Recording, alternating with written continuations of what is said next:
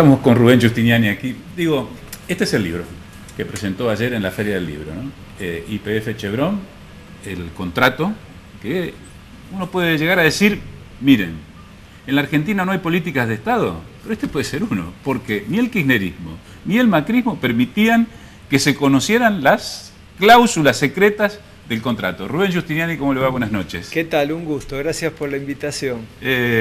Coincide que en esto había política totalmente, de Estado. Osvaldo, totalmente. En esto había el secretismo. El poder siempre quiere el secretismo. Y si no lo da a cuentagotas, la transparencia. Entonces, logramos un fallo de la Corte ejemplar el 10 de noviembre del 2015. La Corte dijo, el derecho de acceso a la información es del pueblo de la nación y no del Estado, y le ordenó a YPF darme el contrato. Había durado 2 años y medio ese juicio. Y después de eso YPF siguió tratando de esquivar el fallo, entregó un contrato tachado, ahí está en un capítulo contado, y muestro las tachaduras, porque lo que había dentro, que apareció un año después, a mí me dieron el contrato, la copia del contrato en octubre del año pasado, el 7 de octubre del año pasado. Así que aparece una cosa curiosa, llamativa, parece una obra maestra del terror ese contrato. Aparecen empresas offshore radicadas en paraísos fiscales, aparece cesión de soberanía, aparece que en realidad no fue una inversión de Chevron directa en Vaca Muerta, sino que fue un préstamo con una batería de garantías impresionantes. Así que yo espero que no sea política de Estado ese tipo de contratos y que se hagan contratos de otra manera, porque es muy lesivo al interés nacional. Algunas cuestiones que usted recién planteaba, cuando el contrato se hace público y deja de ser secreto, está esto, ¿no? Que no fue una inversión, que fue un préstamo, pero además es un préstamo en condiciones leoninas y que además genera rentabilidad solo para Chevron. Explíquele usted cómo es, deja la posibilidad de que si da ganancias me quedo y si no me voy y vos quedate con la deuda. Sí, esto motivó en su momento, cuando no se conocía, inclusive un artículo en el New York Times que se llamaba, porque La Nación lo reprodujo, el diario de La Nación, se llamaba Una extraña alianza en la Patagonia, y la prensa norteamericana se escandalizaba, se extrañaba, y a pesar de que ser una empresa norteamericana la beneficiada, la cantidad de beneficios que obtenía Chevron, que justamente se podía retirar a los 2 meses de iniciada la explotación y seguir cobrando, porque esto se hizo vía un préstamo de una offshore subsidiaria de Chevron radicada en las Islas Bermudas a otra offshore subsidiaria de YPF Yailol Investment One, radicada en el estado de Delaware en Estados Unidos, que es un conocido paraíso fiscal. Y a través de ahí se enmarañan una cantidad de sociedades offshore para llegar a la Argentina con una SRL, CHNC, que es la que hace la operación. ¿Por qué se hace semejante cosa rara? Bueno, yo creo que hay 2 motivos esenciales.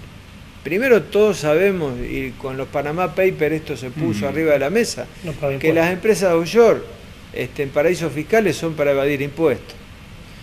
Lo grave en esta circunstancia que sea una empresa del Estado o con mayoría estatal, como es YPF, que esté asociada a una operatoria que evada o eluda impuestos. En segundo lugar, Chevron no aparece en ningún lugar, porque este es un contrato donde dice, ¿lo firmó Chevron con YPF? No, lo firmaron estas 2 subsidiarias offshore. Mañana, en la práctica del fracking, que es una práctica, sabemos, riesgosa desde el punto de vista ambiental, hay un daño ambiental, ¿quién se hace cargo? Chevron, no, porque no aparece nunca en esta operatoria. O sea, no le puede pasar lo de Ecuador. Exactamente, Osvaldo. Yo creo que esto vino después de lo de Ecuador y se tomó Chevron las garantías para que no le pase lo mismo. Lo raro es que se le hayamos aceptado semejante cantidad de garantías para que no le pase lo de Ecuador, porque cualquier empresa que hace una inversión en un país toma el riesgo empresario correspondiente.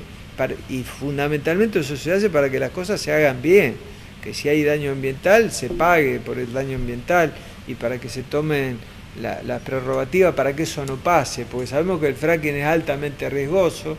Nuestro fracking no es como el de Estados Unidos, que se encuentra el gas y el petróleo a 300 metros de profundidad. En Vaca Muerta, el petróleo y el gas están a 3.000 metros de profundidad. Entonces, la explotación es mucho más cara y mucho más riesgosa. Por eso, el gas a boca de pozo, Aranguren, el ministro de Energía, lo va a llevar, ya lo anunció y está en el decreto, a partir de la audiencia pública que se hizo en Buenos Aires, de $2,05 a $7,60 en el 2019. Esto quiere decir que no solo dolariza la tarifa del gas, siempre vivimos con que el gas natural era más barato. Esto se termina, porque el 70% del componente de la factura del gas que todos pagamos domiciliariamente o que pagan las pymes industriales o los comercios, va a ir creciendo con 2 aumentos al año hasta el 2019, y ese boca de pozo va a valer 7,60, y eso es el 70% del costo de cualquier factura de gas. Esto está... O sea, con 7,60 los costos le dan como para poder acometer la explotación de gas no convencional. Porque es muy cara, porque es muy costosa, así es. Pero por eso todo este mito de Vaca Muerta, la gente tiene que conocer estas cosas, porque no solamente es riesgosa desde el punto ambiental, sino que además es muy costoso en el tren que se mete la Argentina. ¿Cuál es la diferencia? Porque todos estos últimos años, lo hemos charlado, Osvaldo, con usted en alguna oportunidad, el tema del subsidio al petróleo, el barril de petróleo que vivimos subsidiando en los últimos años, un costo del barril de petróleo internacional que estaba en $40 el barril, estábamos garantizándole $76 por barril. Ese subsidio lo pagaba el Estado.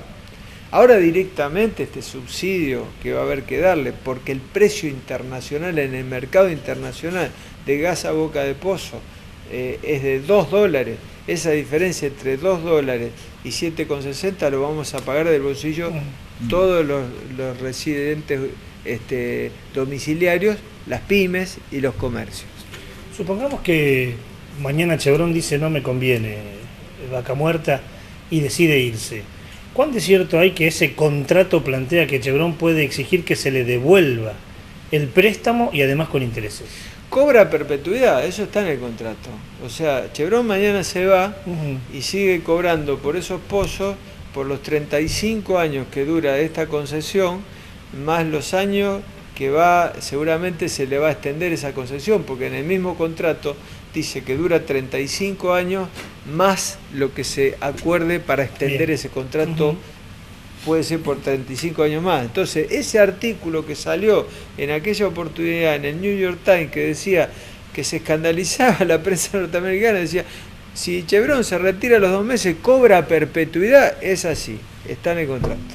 Rubén, y más allá de lo técnico, me quería centrar en lo político. ¿Por qué, si esto era tan atacable desde el hoy oficialismo, ayer oposición, contra el kirchnerismo era atacable, por qué en esta gestión se intentó mantener el secreto? Bueno, ¿Qué explicación política hay? La explicación, Osvaldo, es que acá hay un paquete que compra el gobierno macrista, se lo escuchan los discursos todos los días, de que la salida del país es Vaca Muerta. Sí, es la joya de la abuela. Bueno, eso explica de por qué no quisieron decir nada y vetaron la posibilidad de que el contrato se conozca hasta que, bueno, ya se les hizo imposible. Yo recuerdo esa conferencia de prensa que hicieron los directivos de YPF, donde dijeron, bueno, Giustiniani ganó, acá está el contrato, pero es el único contrato que vamos a mostrar, porque a partir de ahora hay una ley de acceso a la información, que es la que se aprobó, que es un avance en muchos pasos, porque antes no había nada, pero esa ley, hay un artículo que dice que la sociedad anónima con mayoría estatal no tiene una obligación de dar información cuando se le pida por parte del Congreso de los Ciudadanos. Es decir, que los contratos que se firmaron posteriores a que se están firmando ahora, no van a ser públicos. Nosotros ¿Pero no tienen esta matriz o sí? No lo sabemos, porque no son públicos. Yo supe lo que había acá adentro cuando la justicia aquel 7 de octubre me entregó el contrato y pudimos abrirlo, mirarlo, estudiarlo, darle una copia a la Auditoría General de la Nación. Me reuní con Oscar Lamberto, le di una copia al Congreso, a todos los bloques del Congreso, dejé una copia en la Defensoría del Pueblo de la Nación, le di copia a todas las organizaciones no gubernamentales, ambientales, que habían trabajado conmigo en todo el reclamo durante todo ese proceso, pero Vaca Muerta son 30.000 kilómetros cuadrados. Este contrato es para la explotación de solamente 920 kilómetros cuadrados. O sea que esto recién empieza y esto sí, yo creo que sirve mucho por dos cosas. Primero, para decir un triunfo del derecho de acceso a la información. Quisieron que fuera secreto todos los poderes. Bueno, logramos que fuera público. Ese primero. Segundo, para decir, no hagan las cosas como se hicieron con este. Porque si no, el secretismo... hay un reportaje la semana pasada de Julián Assange, de Wikileaks, que dice el secretismo genera incompetencia y genera corrupción. Y lo estamos viendo lo que pasó en Brasil ahora. Es decir, que la empresa hermana, podemos decir, de YPF Petrobras, con todos los acuerdos con Odebrecht, que hicieron caer un gobierno como el de Dilma Rousseff. Digo, esto es lo grave, ¿no? Estamos cerrando el bloque en menos de un minuto. ¿Tiene copia de la Auditoría General de la Nación? Para el señor o la señora que está viendo, ¿puede hacer algo?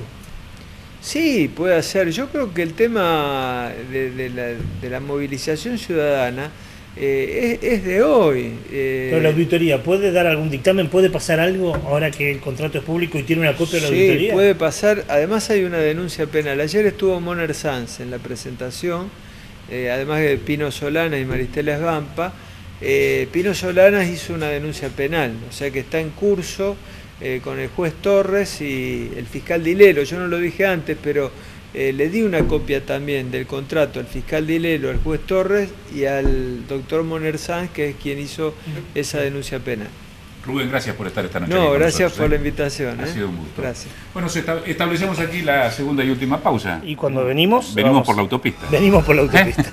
Pausa y enseguida volvemos.